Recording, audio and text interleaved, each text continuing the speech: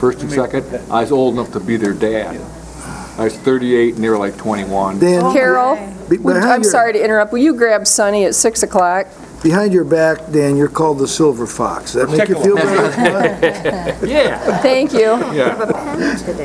It's 6 o'clock. We like to run a tight ship. In and out. We're good with that. And Sonny's sprinting to the chair. Yeah, sprinting. All right. Hold on, let me get that phone. Record that. Very unusual. Cooney and I were having this. Ladies and gentlemen, it is Wednesday, October 5th, 6 p.m., and I will call the meeting to order. If we could all please rise for the invocation. Heavenly Father, you are our comfort and strength in times of sudden disaster, crisis, or chaos. As Hurricane Matthew approaches and has gone through many areas, our neighbors to the south, surround us now with your grace and peace through storm or earthquake, fire or flood. By your Spirit, lift up those who have fallen, sustain those who work to rescue or rebuild, and fill us with the hope of your new creation. Amen. Amen. I pledge allegiance to the flag of the United States of America and to the republic for which it stands, one nation, under God, indivisible, with liberty and justice for all. Roll call, please, Bonnie. Lathrop, I'm here. Wheelock, Yes, ma'am. Johnson, I am here too. Crawford. Here. Klaus, Here. Max Bauer, Here. and Commissioner Kropa is excused tonight. Thank you. Are there any changes to the minutes of the September 21st regular board meeting? Motion to approve is presented. Support. All those in favor say aye. Aye. Opposed, same. Motion carries. This is our first opportunity for public comment. Bonnie, please, if you would read the rules. Any person shall be permitted to address a meeting of the Board of Commissioners which is required to be open to the public under the provision of the Michigan Open Meetings Act. Public comment shall be carried out in accordance with the following board rules and procedures. Any person wishing to address the board shall state his or her name and address. No person shall be allowed to speak more than once on the same matter, excluding time needed to answer commissioners' questions, if any. The chairperson shall control the amount of time each person shall be allowed to speak, which shall not exceed 3 minutes. The chairperson may, at his or her discretion, extend the amount of time any person is allowed to speak. Public comment will be solicited during the 2 public comment periods noted in Rule 5.4, Order of Business. However, public comment will generally be received at any time during the meeting regarding a specific topic currently under discussion by the board. Members of the public wishing to comment should raise their hand or pass a note to the clerk in order to be recognized and shall not address the board until called upon by the chairperson. At this time, I will open the floor up to public comment. Would anyone like to make public comment? Seeing no one, we will move on to approval of the agenda. Are there any changes, additions, deletions to the agenda? Commissioner Klaus. I think we ought to add the clock bell to the agenda to discuss that if we could. We can, Commissioner Klaus. However, that is going to be brought up at a later meeting date. We've had, as you know, many, many emails. Right. And I hesitate to put it on the agenda this evening when the public has not been notified, and I believe we're going to have some public comment. I'm fine with that. Are you Yep. fine with that? Yep, I am. Okay. I want to make sure it was going to be dealt with, so. Yes, it is. Okay. All right. Moving Well, we gotta on. vote to approve the Is there a motion? I move that we approve the agenda as presented. And I'll second that. All right, moved by Commissioner Crawford, supported by Dr. Lathrop. Discussion. All those in favor say aye. Aye. Opposed, same. Motion carries. Did we approve the minutes from last time? Yes, we did. I'm sorry. That motion was made by Dr. Johnson. Sorry. That's okay. Next, we have our consent calendar. Bonnie. The purpose of the consent calendar is to expedite business by grouping non-controversial items together to be dealt with by one commission motion without discussion. Any member of the commission, staff, or the public may ask that any item on the consent calendar be removed and placed elsewhere on the agenda for full discussion. Such requests will be automatically respected. If any item is not removed from the consent calendar, the action noted, receive and file, or approval, is approved by a single commission action adopting the consent calendar. A, receive and file. Number 1, Airport Commission minutes of July 19th. Number 2, Airport Commission minutes of August 30th. Number 3, Airport Commission minutes of September 13th. Number 4, Community Action Agency minutes of August 18th. Number 5, Commission on Aging minutes of September 20th. Number 6, MAC 2016 Annual Conference submitted by Commissioner Crawford. B, approvals. Number 1, fiscal year 2017 Clean Sweep Grant Acceptance. Number 2, appoint county clerk as administrator of hauler licenses. Number 3, fiscal year 2017 Community Corrections Grant Acceptance. Is there any member of the public that would like any item removed from the consent calendar? Any commissioner? Staff? I'll entertain a motion. Madam Chairman, I would move to approve the consent calendar as provided. Support. Moved by Commissioner Wheelock, supported by Commissioner Crawford. Discussion? All those in favor say aye. Aye. Opposed, same. Motion carries. We have no special order of business. No items were removed from the consent calendar. Next, we have District Court Hybrid DWI Drug Court Grant. Mrs. Stocking, I believe you're going to take this.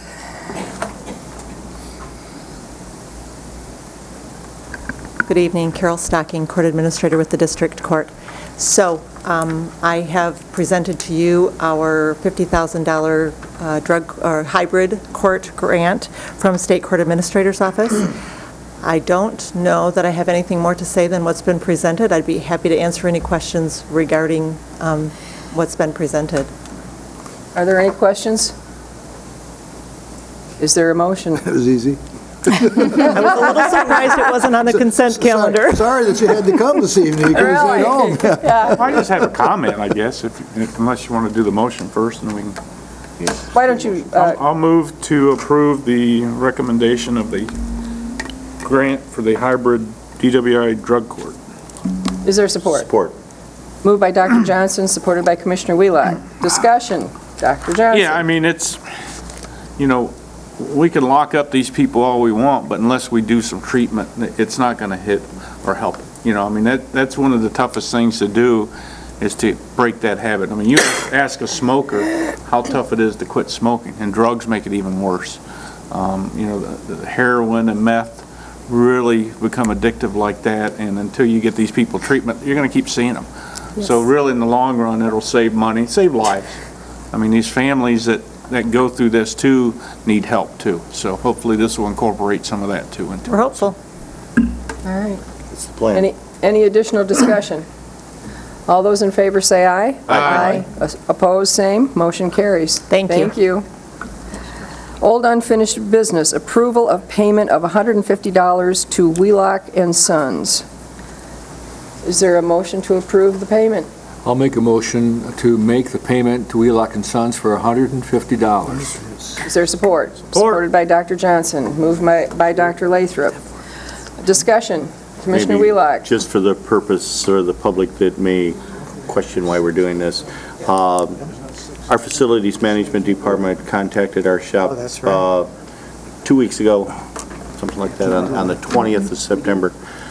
They had a support mechanism at, Commissioner Wheelock, I know you have to have 6 votes. We do. Yeah, we are going to have We're to gonna have to wait table this. until the next Oh, meeting. You have to have We need two-thirds. 6 commissioners to approve this, and Three-quarters. Commissioner Wheelock must yeah, you have to abstain. have 6. So, I'm sorry, Commissioner Wheelock. No problem. I was will just- say this, though, I'm glad that Thank you're you. willing to do these things on the spot for the county. Yeah. I know you always do a good job. And for anybody that does question it, I mean, I've never seen anything behind the scenes or anything as far as this, so he's always been very upfront about Yeah. when he gets contacted and help, because there's only a certain amount of people that can do this kind of work. So. With that, could I have the motion maker and the second withdraw? I will withdraw that motion. Yes, I will. All right. And is there a motion to table? so moved. Second. Moved by Commissioner Crawford, supported by Dr. Johnson. Roll call, please, Bonnie, to table. Johnson? Yes. Crawford? Yes. Klaus? Yes. Wheelock? Abstain, please. Lathrop? Yes. Max Bauer? Yes. Thank you. Next, we have no new business. This is our second opportunity for public comment. He doesn't charge interest, it's the third time. Oh, come on, you guys. Commissioner reports. Do we have any commissioner? Dr. Johnson? And Administrator Menzel may want to talk about Project Cherry Tree. I don't know if you want to talk any about that, but I've got you may have seen in the ticker that that Coast Guard Falcons finally got the approval to become a static display. So that will be happening. The airport, we agreed to pay $35,000 towards making a pad for that right there. So hopefully we'll get to dedicate that before too long. Recently we had that fatality at Fife Lake at the intersection of 186 and 113. There's been a lot of talk throughout the years of trying to have MDOT do something there at that intersection. So finally, we have a meeting with MDOT in Fife Lake on October 15th at 1 p.m. at the American Legion Post there. So if anybody wants to come attend and see what they have to say, you're more than welcome. There's several ways to probably fix that, but it's a very dangerous intersection with all the potential paths you have of traffic coming at you. So if anybody wants to go, they're more than welcome to that. One of the boards, as you know, that I serve on for the state is the Board of Managers for State Veterans Facilities.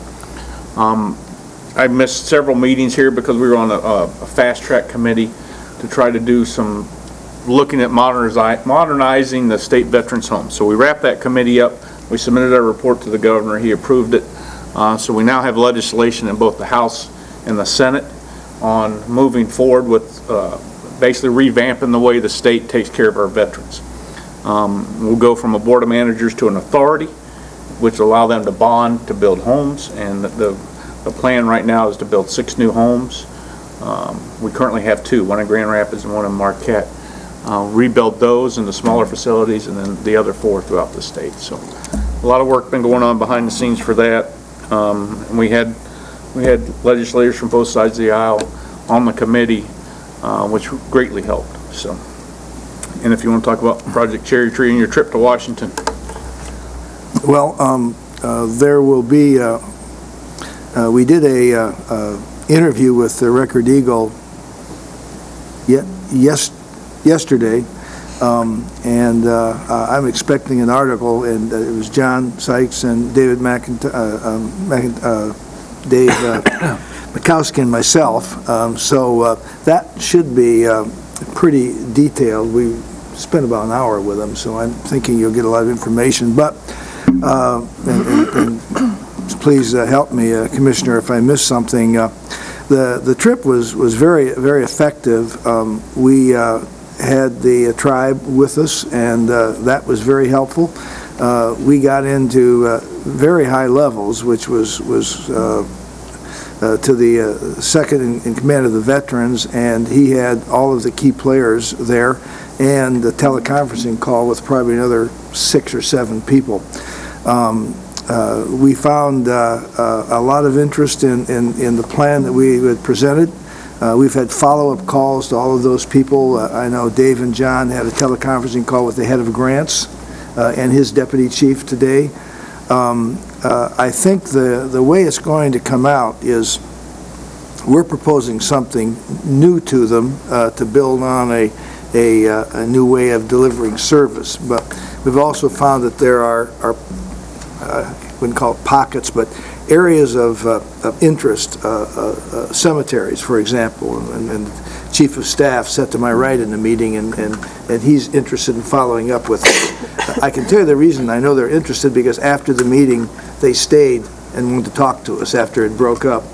The other one was an economic development, and they're interested, and they have programs that they are looking to invest in that they've started and they need partners with, and that was on bringing things such as fiber optics to areas that would help veterans. So it looks like the best way to approach this is to if they have a program in place that they want to start moving on and it's funded, to tap onto that and move into that first, and then penetrate other areas of interest as well. But we have very good contacts now, and we've followed up on those. We then met with the Chief of Staff for the Governor, and he's going to try to arrange a meeting with the governor and our group to share with him our plans. So, and we've also broken down in committees so that we can have move-on steps and action steps with specific areas of focus. So we're really making a lot of progress. It's very quick progress for that type of activity in the federal government, but I think we've got a window of opportunity here where there is an interest in doing things, and we're the first one out of the box that they're talking to that has a plan that is pretty well laid out and has got a lot of acceptance. And we have a lot of collaborative partners with McLaren and Munson and a number of others, and we have a pretty, Bob would do, a prestigious group of people from flag admirals to retired generals, to retired senators. We met with Stavros and Peters, and they were very receptive to our program. So it was really an interesting experience, and one that I think really solidified a big move-on step, because now we have people we've met, and they know who we are, and we've followed up. So there's a face with a name, and so that's going to help a great deal. So, and I think the article, if it's written in depth, will explain a lot of that. We spent about an hour, and I know that they called David back for additional information and clarification, so I think they'll be doing an article in the next day or two, and I think you'll find it very interesting. The key is that the county is working with a lot of people, but we're really taking an active role in, one, helping the veterans, but there's a lot of economic development opportunities in that as well. So it's really exciting, and I hope we can keep the momentum going on that. Any other commissioner reports? Commissioner Klaus? I went to the Pugsley open house, the tour, and it's a big facility. It is a prison. I walked through there, and I have a hard time envisioning anything else in there other than a prison without a lot of work. A lot of work. So I would look forward to some corporation moving in there and doing something with it, but it's truly a prison.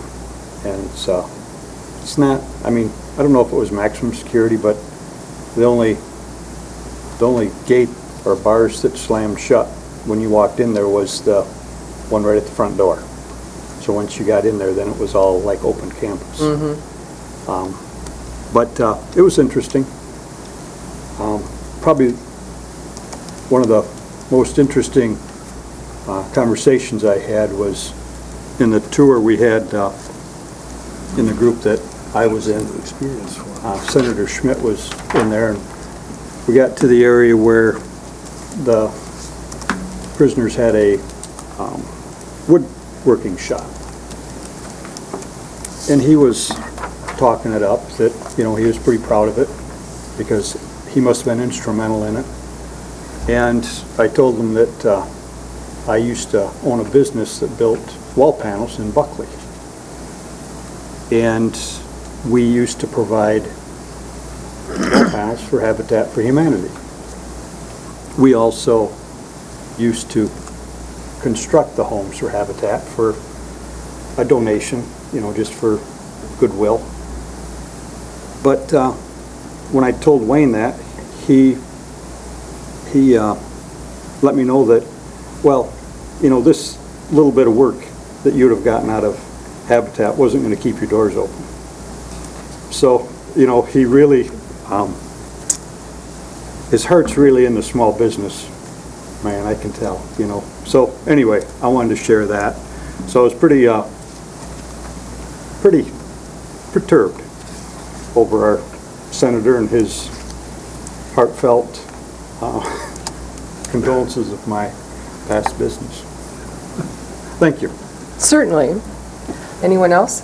I would like to report on the Networks Northwest conference that was held in Mount Pleasant. The Networks Northwest board was presented with the annual Board of Excellence Award. We were the first in the state of Michigan to be a regional prosperity board. And while we are looking at other Michigan Works boards trying to model themselves after us, They're struggling. We are, and I will tell you, I give Elaine Wood, the director of Networks Northwest, I give her and her staff all the credit. She, in turn, gives her board all the credit. But she has done, and they have done, a remarkable job finding jobs for the unemployed, like the Camp Pugsley employees that lost their jobs. And the theme for the conference was apprenticeships, something I know Commissioner Wheelock can appreciate because so many people these days are not trained in the skilled labor like welding. Anyway, it was a marvelous conference, and I just wanted to congratulate Elaine Wood and her staff on the Board of Excellence Award. All right, with that, do we have a closed session? We do not. Any notices? We are adjourned. Thank you.